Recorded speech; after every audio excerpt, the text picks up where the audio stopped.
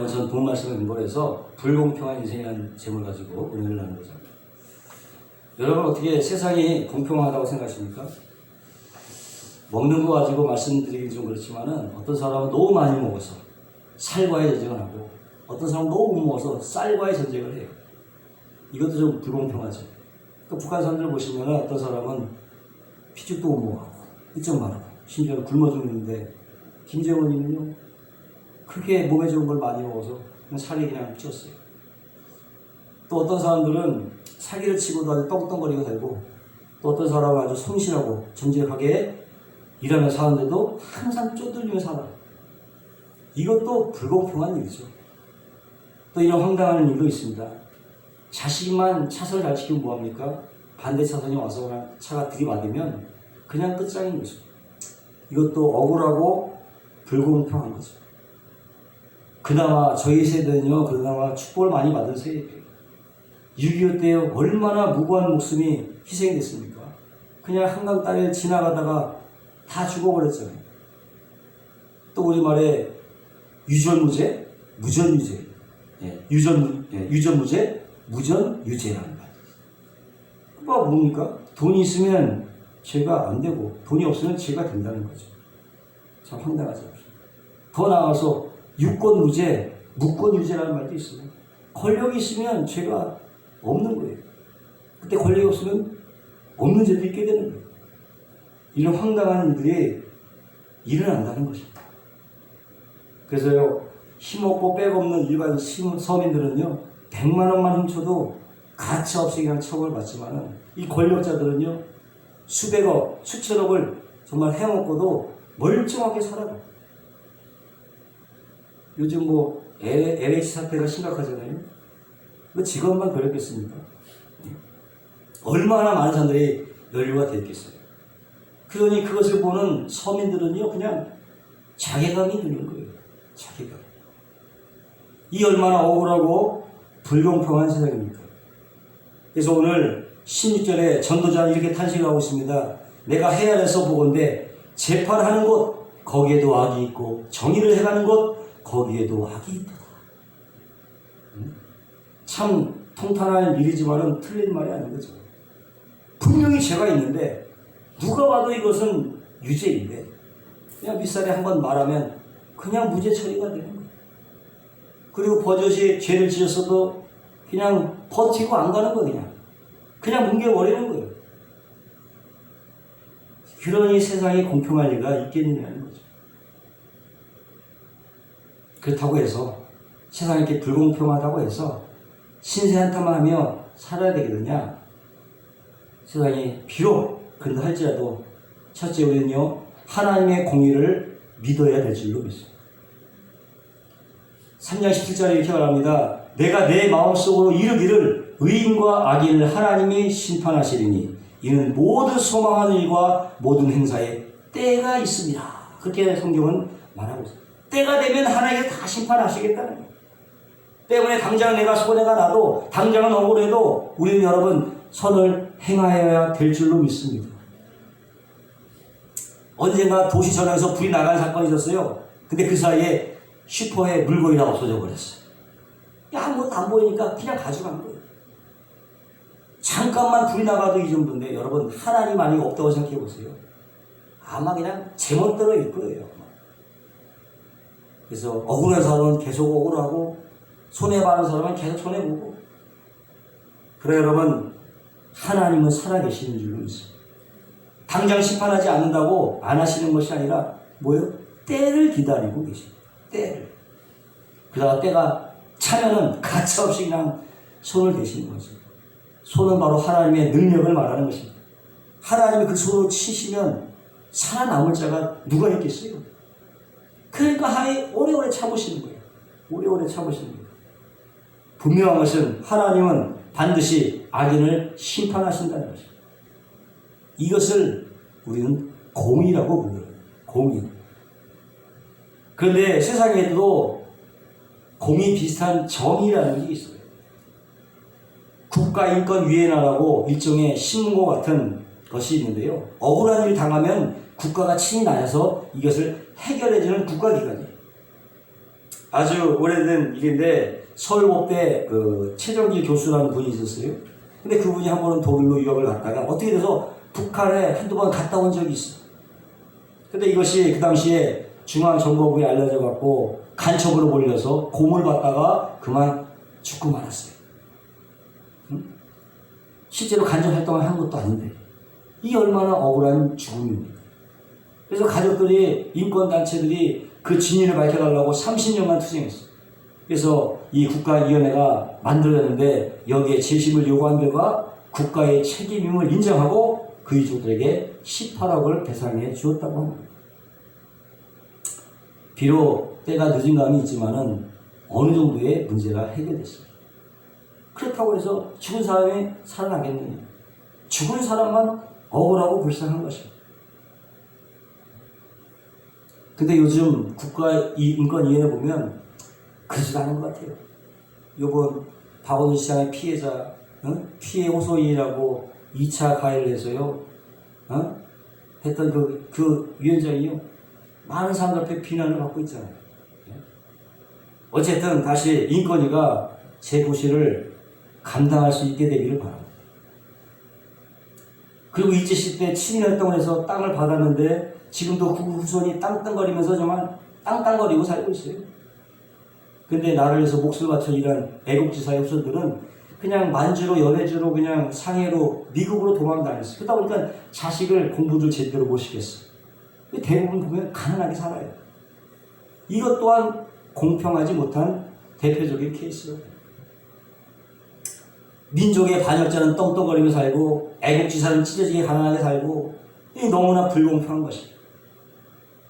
근데 이제 때가 되니까 친일파 재산 환수법이라는 것이 생겨서 그 재산을 환수해서 애국지사의 후손을 돕는 데 쓴다고 합니다. 할렐루야. 어느 정도의 정의가 이루어진 거라는 거예요. 그러나 무엇보다 더 중요한 것은요, 하나님이 살아계시다는 사실인 것입니다. 오늘 말씀에 하나님께서 악인이든 의인이든 잘못한 것은 모두 하나님이 심판하신다는 것을 분명하게 말씀하고 있습니다. 저도요, 교구를 돌보면서 많은 장례를 치러왔어요. 장례식마다 늘 깨닫는 것은 뭐냐, 우리 인생이 7, 80으로 끝나는 것이 아니라고 하는 거예요. 히브리서 9장 27절에 보니까 한 번 죽는 것이 사람에게 좋은 것이요 그 후에는 심판이 있으려고 말씀하고 있다는 것입니다. 그러니까 우리 각인이 우주의 심판자인 하나 앞에 서게 될 날이 있게 됩니다. 그러나 예수 믿고 구원 받는 사람들에게는 이런 심판을 받지 않아요. 나를 믿는 자는 영생을 얻었고 심판에 이르지 아니하나니 사망에서 생명으로 옮겨느니라. 그래서 믿는 사람은요, 배마에 오르는 거예요. 배마. 일종의 상급 심판인데요. 이 심판의 특징은 뭐냐? 과거를 묻지 마세요. 과거를 묻지 않는다는 것입니다. 뭐 살인죄를 지었던, 강도질을 했던, 사기를 쳤던, 이혼을 했던, 구원받기 전에 행한 죄는 묻지를 않는다. 북에서 내려온 가첩들이요, 자수하게 되면요, 과거에 그들이 무슨 일을 했던 묻지 않아요. 뭐 철저한 농단 간부였던 뭐였던 간에 대한민국 땅에 출발을 하게 되는 것입니다. 근데 예수 믿는 게 바로 이런 것입니다. 그러나 구원 받은 후에는 그냥 넘어가지 않아요. 정확하게 평가해서 판단해서 상을 줄 것인지 말 것인지를 결정하는 것입니다. 만약 억울한 일을 당했다 그러면 그때 공정하게 갚아주시는 거예요. 그래서 이 심판은 뭐냐? 믿는 자의 심판은 상급 심판을 받는 거예요. 상급 심판. 그러나 믿지 않는 사람들은 어떻게 해요? 무시무시한 심판을 받습니다.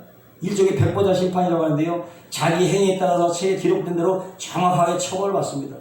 모든 사람들의 보는 앞에서 우주적인 재판을 받습니다. 그때에 남의 눈에 눈물 나게 만들거나 억울하게 누명을 씌우거나 경청하지 못하게 처리한 모든 것에 대해서 심판을 받게 되는 것입니다. 그동안에 쌓였던 전 세계적 민원이 한꺼번에 그냥 처리가 되는 거예요. 여기에는 애누리가 없습니다. 행한 대로 복을 받고 심은 대로 거두게 되는 것입니다.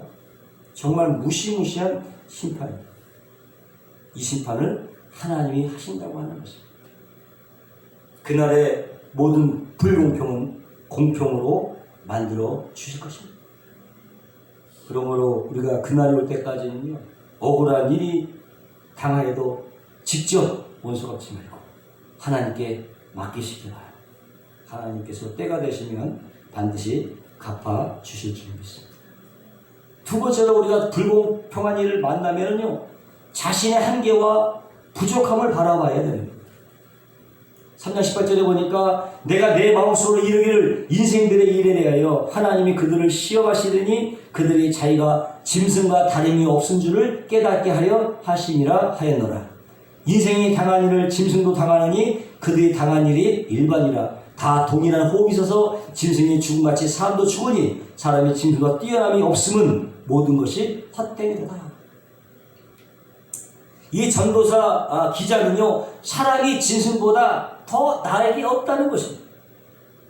그래도 그렇죠. 어떻게 우리 사람을 짐승에게 비교하냐? 그래도 여러분, 이 정도는 양반이에요.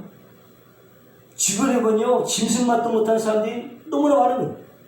응? 원래 인간 하나님의 형상대로 아주 고귀하게 창조가 되었지만은 죄로 말미암아서 완전히 바닥으로 내려앉고 말았습니다. 오히려 짐승보다 못하게 되었습니다. 사람이 하는 짓을 보면요, 알아요. 어떻게 배반하고 음모하고 모반하고 죄를 뒤집어 씌워서 감옥에 쳐놓고 생매장시키고 심지어는 어떻게 토막사기까지. 만물의 영장이요 하나님의 형상을 따라 창조된 세상의 지배자가 이 짐승보다 못하게 된 것입니다. 최소한 짐승은 여러분 서로에게 배신을 때리지 않아요. 동족에게 배신은 안 때려요. 가서 뒤통수 치는 일이 전혀 없어요. 그런 비열한 일은 하지 않습니다. 그러나 인간은 그렇지 않아요. 심하게 말하면요, 인간의 역사는 배신의 역사라고 하죠. 오직하면 배신자여라는 노래까지 나왔겠어요. 최소한 짐승은요, 자기 동족을 학살하지 않습니다. 그러나 인간은 어떻게 해요? 한꺼번에 600만 명을 집단 학살. 고슴도치도 제 새끼는 사랑한다고 하는데 자기 처사를 다 죽이고 심지어는 자기도 자살해 죽고 이유는 돈 때문에. 돈 때문에. 참으로 안타까운 일이 아닐 수가 없는.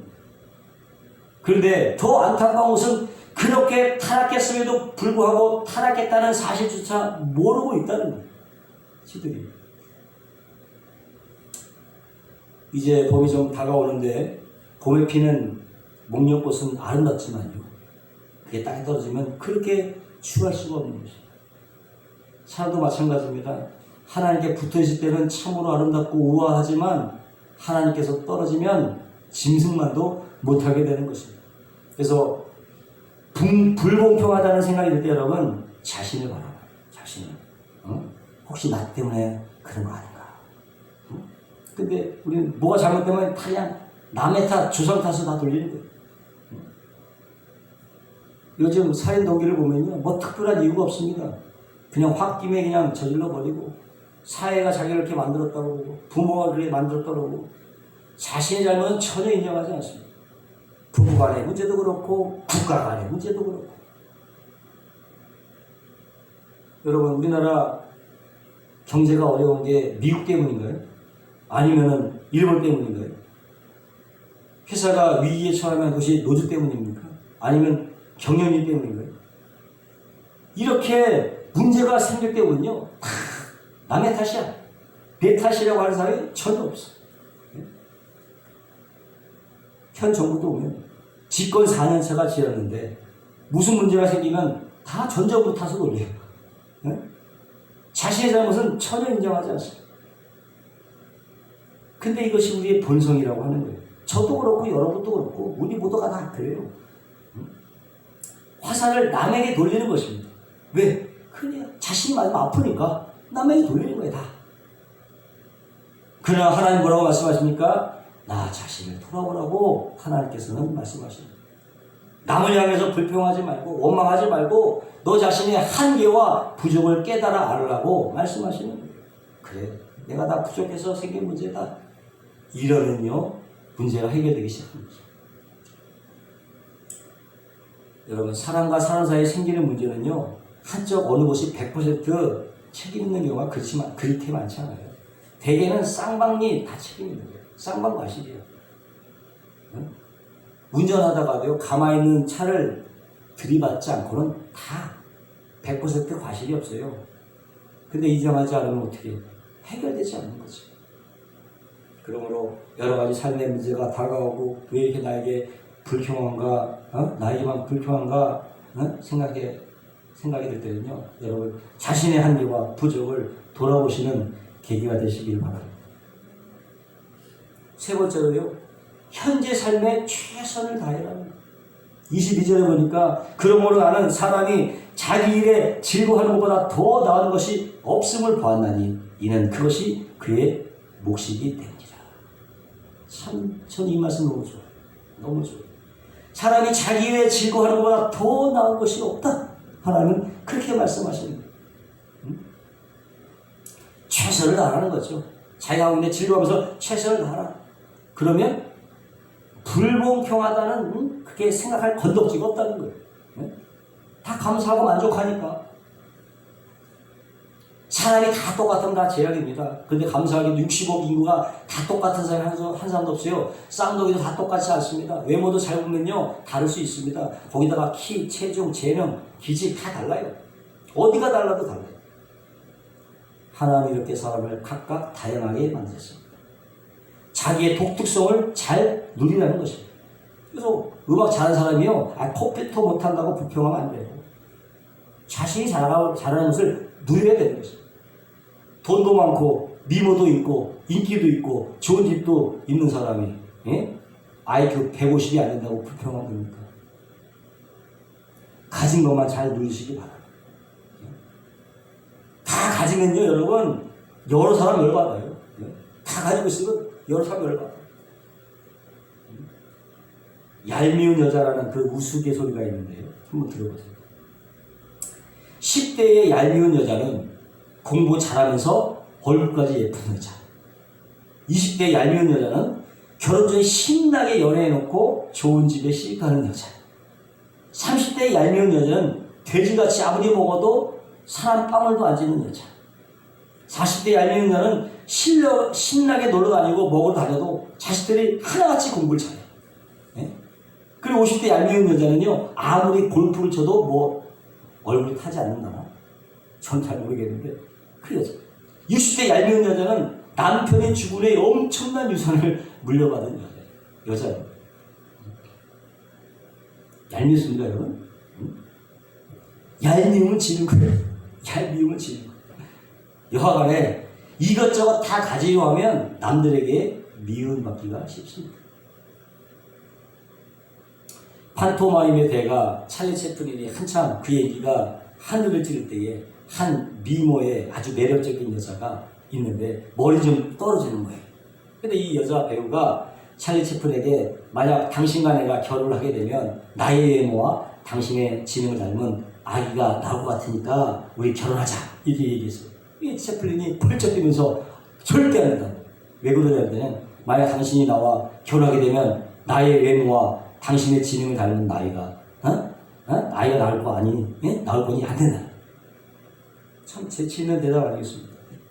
그러니 이 여자는 참 욕심이 많은 여자죠. 여러분, 하나님은 우리를요 각각 다르게 만들었습니다. 그렇기 때문에 있는 거 가지고요, 여러분 잘 누리시길 바랍니다. 그래야 세상을 보고 불평하지 않고 자신의 삶에 충실할 수가 있게 되는 것입니다. 결론입니다. 사실 우리는요, 우리 인생 어느 정도의 불공평이 있어요. 그렇다고 해서 평생 불평과 원망의 포로가 되어서 살면 안 되는 것입니다. 무엇보다 살아계신 하나님의 공의를 믿으시길 바라고 자신의 한계와 부족을 깨닫고 하나님의 지혜를 구하시기를 바라고 현재의 삶에 최선을 다하시기를 바랍니다. 그러면 불공평이 원망이 아니라 감사로 바뀌게 되지 믿습니다. 기도하겠습니다.